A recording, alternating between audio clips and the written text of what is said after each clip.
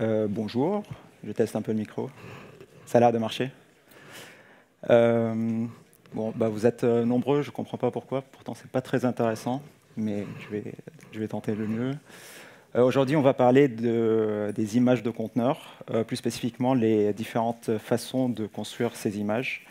Et mon objectif aujourd'hui, c'est de vous aider à partir ou d'après votre use case, essayez d'identifier c'est quoi la meilleure façon de faire et essayez de vous aider à améliorer votre process de déploiement et votre packaging. Je me présente rapidement, je m'appelle Christian Nader, je suis ingénieur chez Decathlon depuis 1 an et demi. Je travaille dans la BU Value Chain, donc sur des problématiques de la supply chain, la logistique, les trucs comme ça. Et je suis tech lead dans une équipe qui traite des problématiques de transfert de données, donc du event streaming, beaucoup de Kafka, de Quarkus, des trucs comme ça. Et c'est ma première fois en tant que speaker à Devoxx. Je vais commencer par ce qu'on ne va pas voir aujourd'hui. Donc le talk ne parlera pas de... on ne va pas couvrir les bonnes pratiques de création d'images. On va créer pas mal d'images, mais je ne vais pas parler de comment en faire pour pratiquer la bonne façon de faire. On va pas voir ça. On va pas voir non plus la partie exploitation des conteneurs, même si nos benchmarks tout à l'heure vont couvrir un peu cette surface-là. Ce qu'on va voir du coup, c'est la création, pas mal de méthodes de création d'images. On ne va pas les créer en live parce que ça prend beaucoup trop de temps, mais je vais vous expliquer comment j'ai fait pour chacune des méthodes. Donc voilà un peu de quoi on va parler aujourd'hui. Du coup, qui connaît tout ça? Vous devrez peut-être venir prendre ma place alors. Mais sinon, pour le reste, du coup, au moins, vous allez pouvoir apprendre quelque chose aujourd'hui. Donc voilà, on va faire ça. On va analyser du coup les différentes images statiquement, on va dire. On va comparer les tailles. A priori, si j'ai plus de temps, on fera autre chose. Puis on va démarrer du coup ces images, on va démarrer les conteneurs, et puis on va lancer des benchmarks et on va comparer d'autres métriques. Du coup, le contexte d'aujourd'hui, c'est du Java 17, parce que j'ai pas réussi à le faire marcher en Java 19 ou plus. Et en termes de framework, du Spring Boot 3, parce que c'est tout neuf, et la plupart des gens font du Spring Boot, et parce que je me déteste.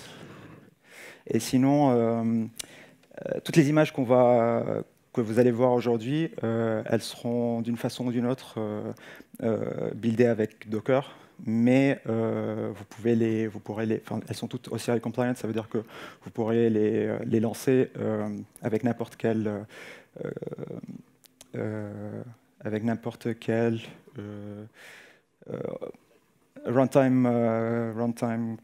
container runtime qui est OCI compliant. C'est déjà la démo. Du coup, je découvre. Alors, j'ai préparé une petite appli qui s'appelle Mazes. Donc, c'est un générateur de labyrinthes aléatoire. Du coup, c'est bien du Java 17 avec du Spring Boot 3.0.5. Et c'est une appli assez sympa. Donc, je suis pas parti avec... j'ai pas pris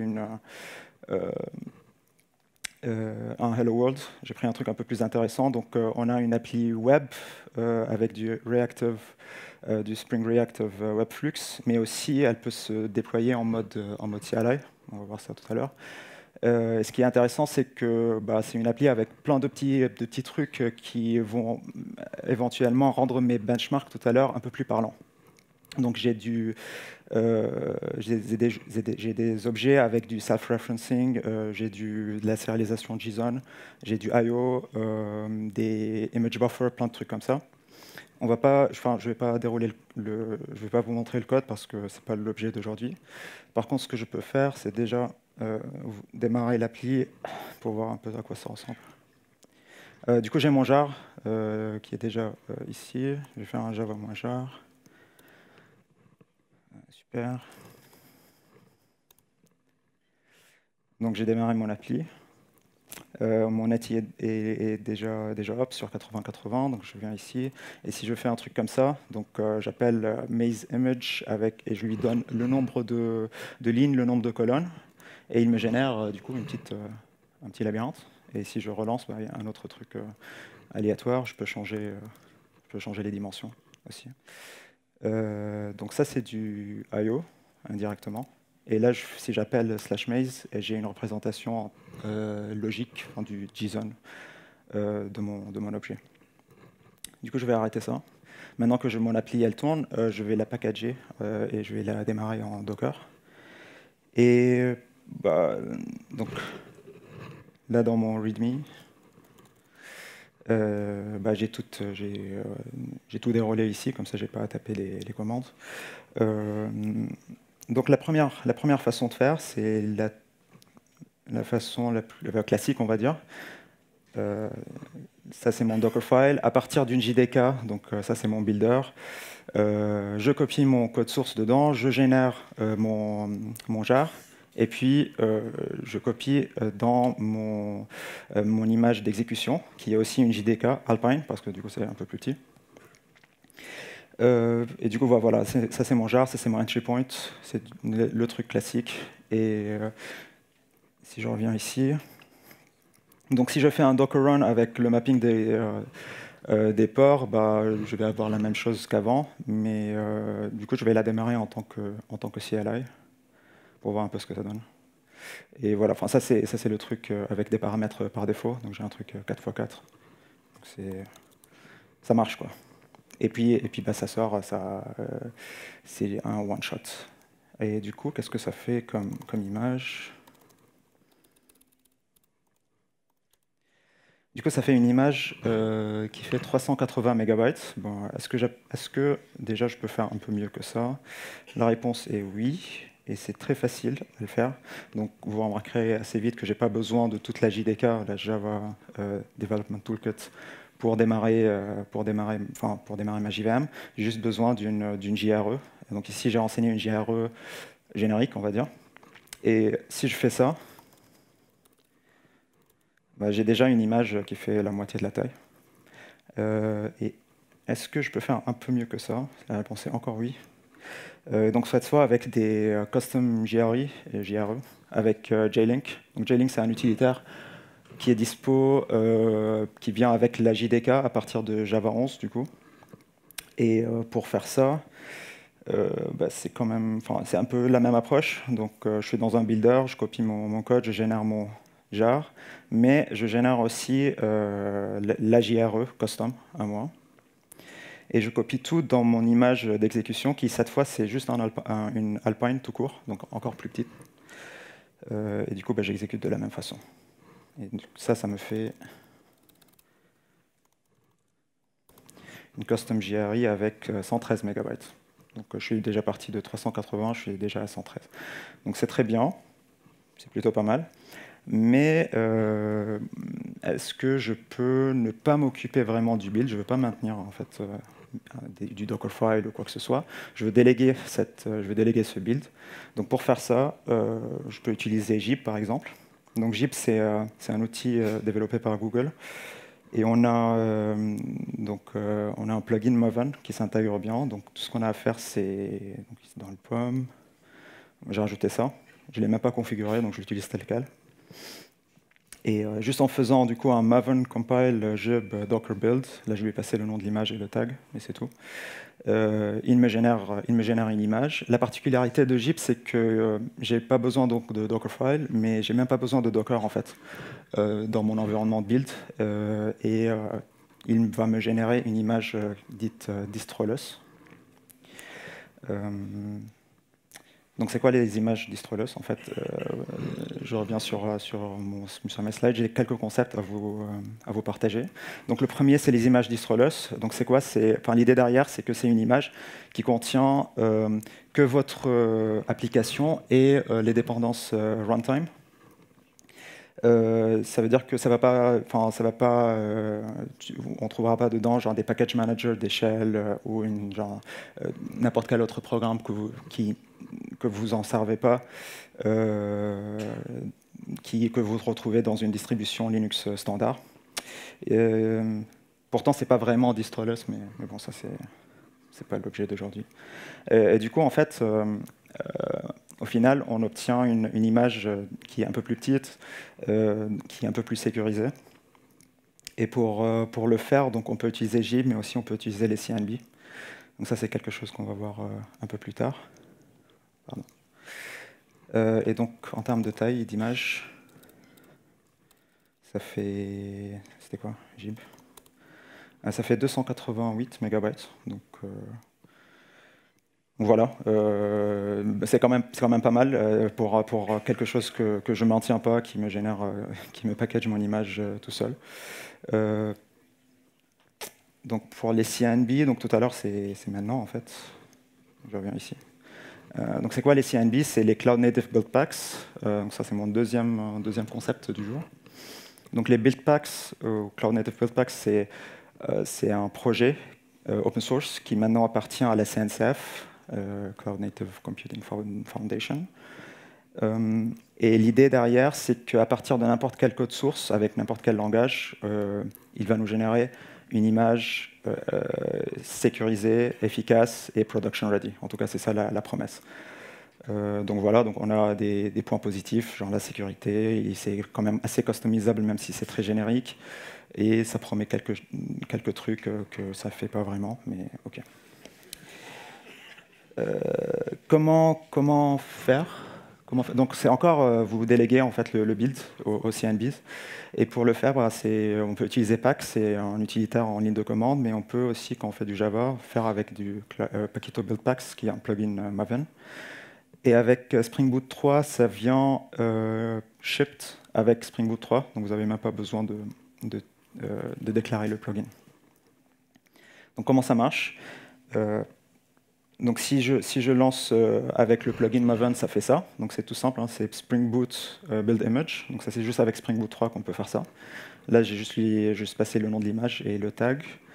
Et sinon, avec Pack, je peux faire un truc comme ça. Et là, la spécificité, c'est que j'ai précisé un petit...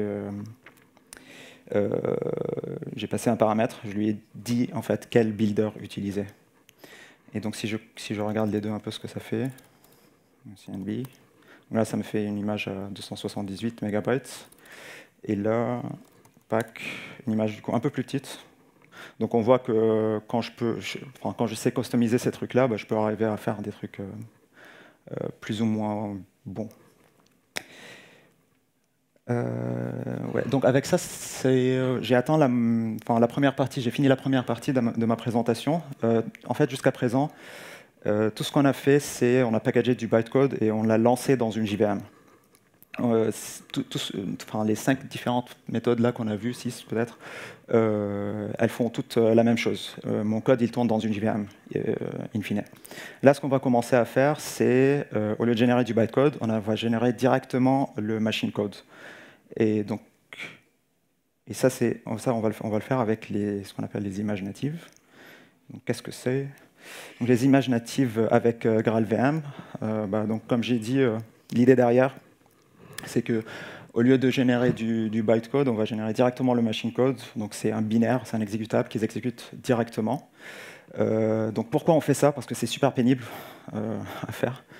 Mais pourquoi on le fait? Parce que il y a des avantages qui sont très intéressants. Donc on a du instant startup, ça démarre instantanément, beaucoup plus rapidement, vous allez voir, que l'approche classique.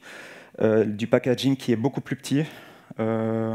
Ça atteint sa performance maximale instantanément. Ça ne veut pas dire que la performance maximale est meilleure la performance est meilleure que celle avec l'approche classique. Ça veut juste dire que j'atteins la performance maximale instantanément.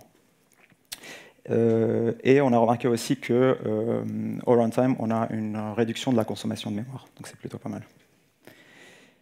Et en fait, les images natives, qui connaît ce schéma où ça parle à quelqu'un? J'imagine que ça parle à la plupart de vous, vous êtes juste un peu timide. Donc jusqu'à présent, en fait, ce que j'ai montré, c'est quand on démarre en fait dans une JVM.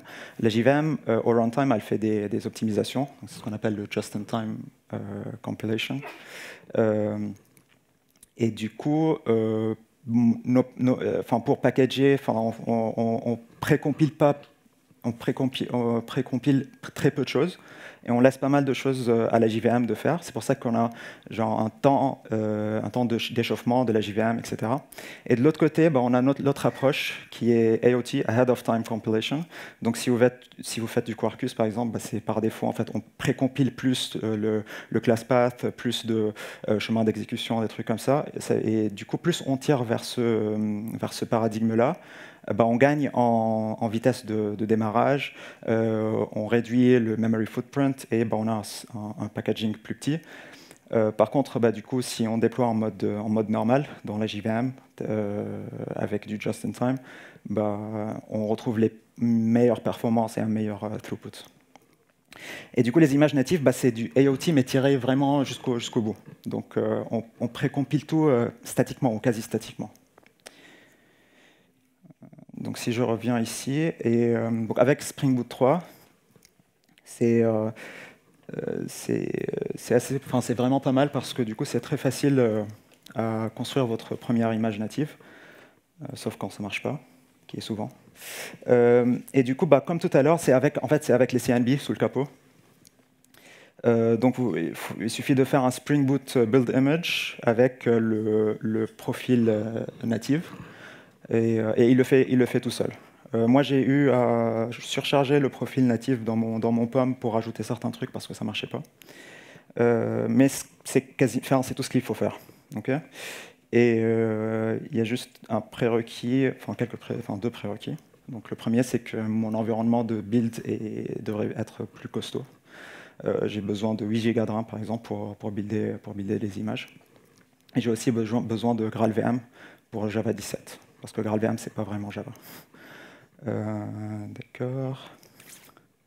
Donc voilà, donc c'est comme ça. Ça met 6 minutes à builder, mais ça donne CNB native. Ça donne quelque chose comme ça avec une image qui fait 98 MB, donc c'est plutôt pas mal. On peut aussi le faire à partir d'un jar exécutable, mais on ne va pas le faire parce que c'est quasiment la même chose. Ce qui est un peu plus intéressant à voir, c'est quand on le fait un peu à la main, c'est entre guillemets à la main, parce que je me repose quand même sur Spring Boot 3 pour le faire. Avant ça, il fallait le faire avec GraalVM directement. Mais en tout cas, avec Spring Boot 3, on peut faire ça. Donc je me positionne dans un builder qui a GraalVM dedans. Et du coup, je peux faire Maven Clean Package avec le native profile. Et avec ça, ça me génère, au lieu de me générer un jar, ça me génère l'exécutable directement, un binaire.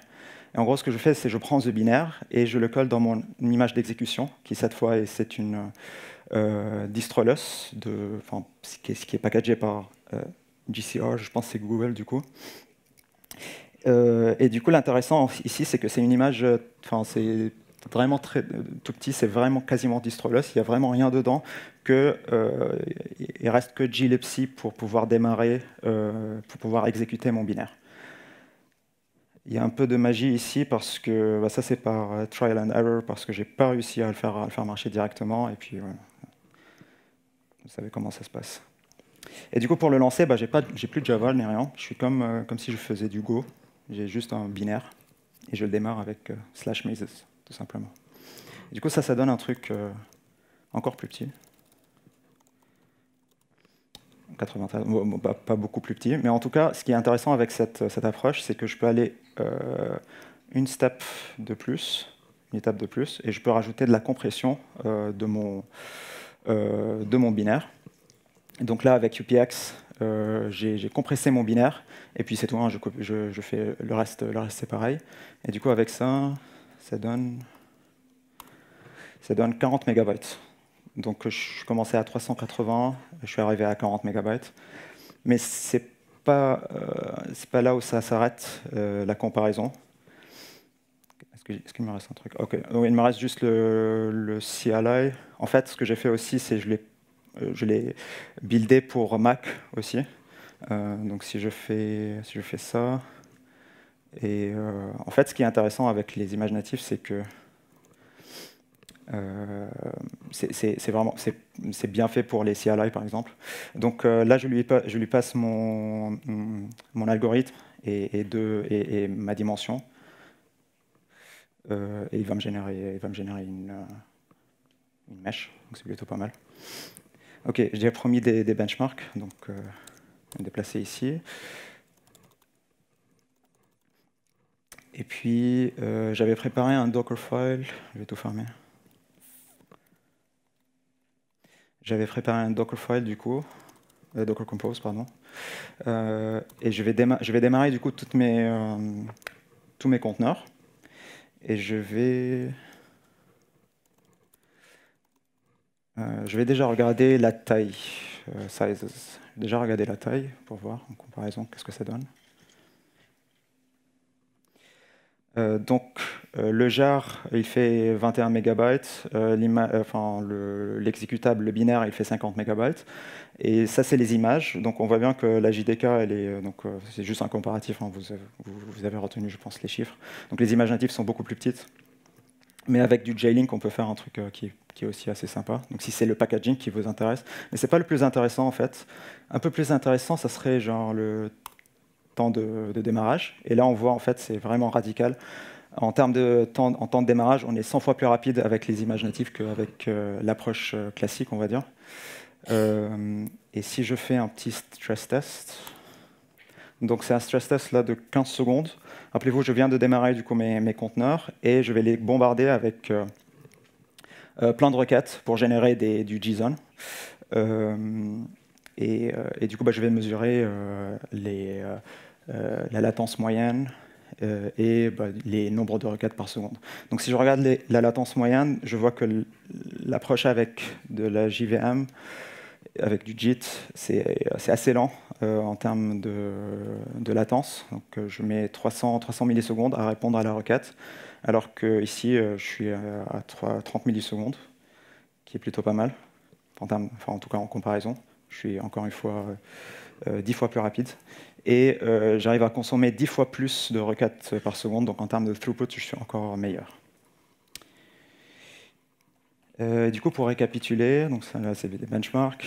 Donc en termes de build, c'est beaucoup plus expensive, en tout cas, de faire des builds des images natives. C'est plus lent, ça prend beaucoup plus de ressources. En comparaison, genre du GIB, c'est vraiment rien du tout, quoi.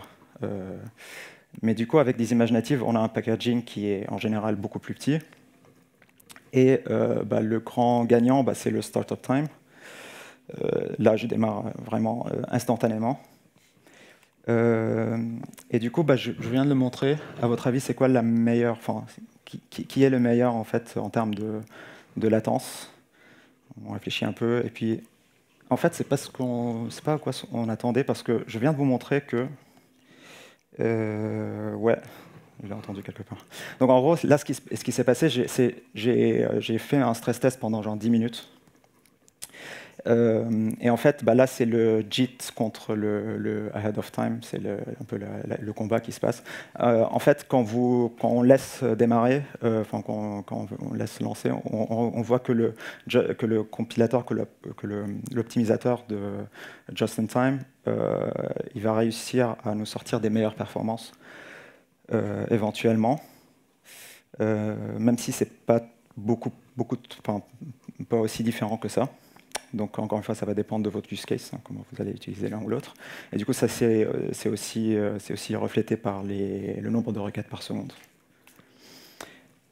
Du coup, la réponse à ma question, c'est quoi le meilleur builder ou la meilleure méthodologie de build? En fait, ça va dépendre. Bien entendu, ça va dépendre de votre use case.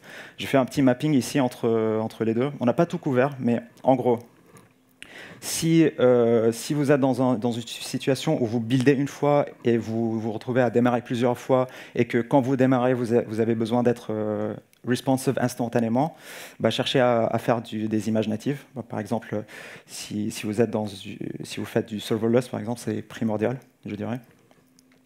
Si ce qui est le plus important pour vous, c'est le peak performance, et si vous avez des longs uptime, l'approche avec juste une JDK, ça devrait, enfin, l'approche classique apparemment en gagne par rapport aux autres. Et un peu entre les deux, on a du JIB et du CNB si vous voulez déléguer le build complètement. Et vous pouvez faire des JRE custom avec JLink, et du coup vous avez du packaging qui est beaucoup plus petit et sans rien perdre normalement, enfin, en général. Voilà un peu les références qui m'ont mené ici.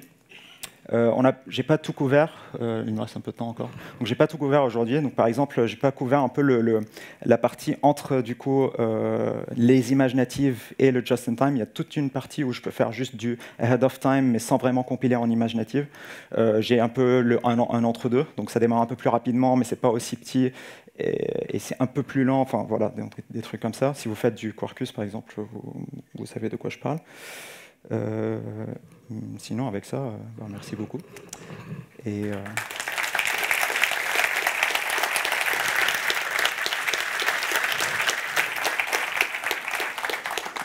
voilà comment me contacter. Si vous avez des questions, n'hésitez pas, on a encore du temps. J'ai pas abusé, même si c'est la dernière de la journée.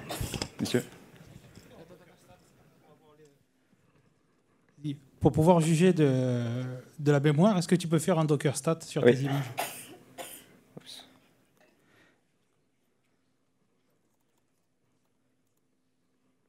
Ouais.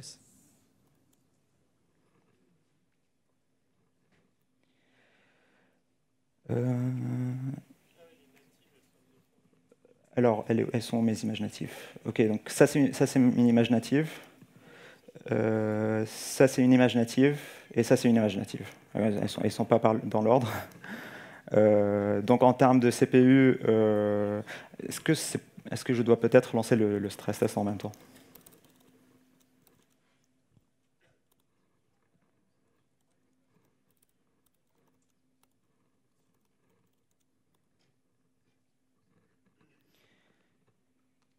Ok, memory usage. Memory usage, ouais, vous voyez bien que les images natives ça consomme moins, sauf celle-là. Pas beaucoup, du coup pas beaucoup moins.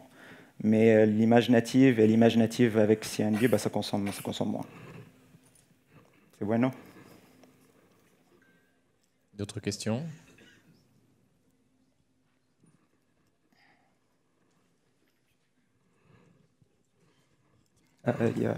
J'ai d'abord une méta-question. Qu'est-ce que tu as utilisé pour faire les barres, là, pour montrer les résultats de tes benchmarks? Parce que c'est super cool.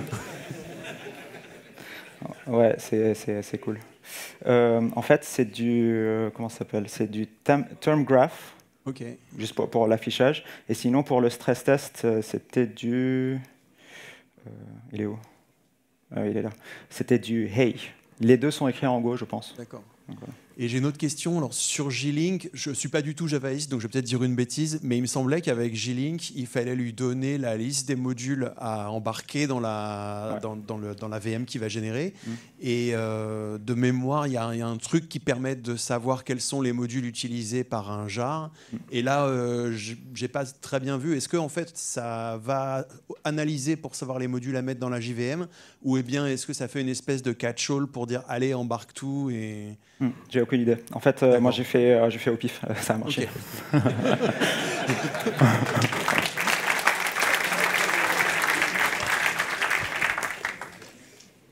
Une autre question peut-être? S'il te plaît, est-ce que pendant la génération de l'image, tu as essayé une version avec la customisation des options de démarrage de la JVM par hasard? Parce que là, je suppose que la JVM démarre avec... la HIP démarre avec la taille par défaut. Ouais. Donc, tu parles pour les images natives, par exemple? Okay. C'est là où c'est un peu plus intéressant, du coup ça commence à devenir... Parce que tout à l'heure, quand la personne posait la question par rapport au stade de l'image, parce que ton image aussi, bon, la mémoire consommée pendant l'exécution, ça dépend aussi de ce que tu alloues à ta HIP aussi. Hein. Tout à fait. Alors, là, la comparaison commence à devenir un peu plus compliquée.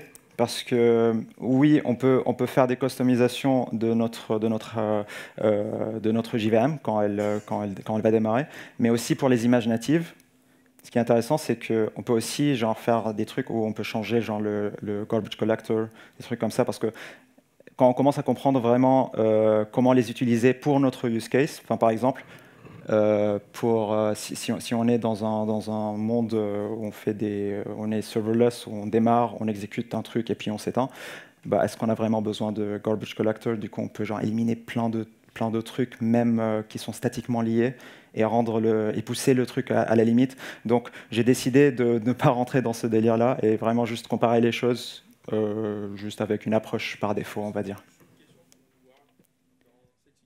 C'était juste pour savoir dans cette situation comment on le fait, c'est tout. Ouais, sûrement on pourra faire mieux. On pourra faire mieux, mais partout. Oui, mais c'est déjà pas mal ce que vous avez fait. Donc, bon, c'est pas une critique, c'est juste pour voir si vous avez essayé et qu'est-ce que ça a donné. Merci. Merci. Une dernière question peut-être? Par là-bas.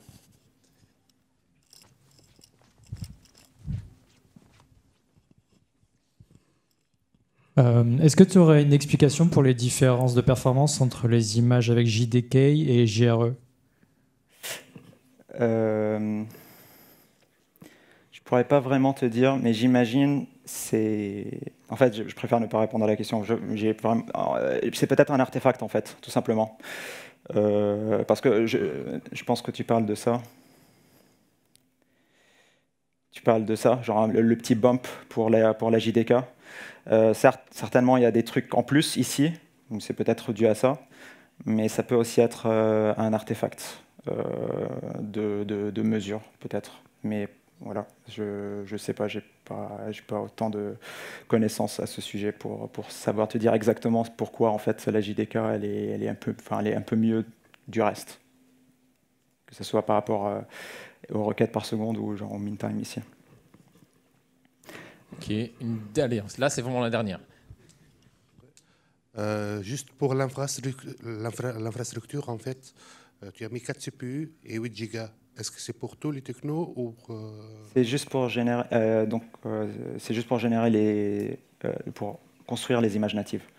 Parce que en fait, si tu n'as pas assez de mémoire, il peut crash et sans rien te dire, et tu es là en fait, tu te demandes qu'est-ce qui se passe.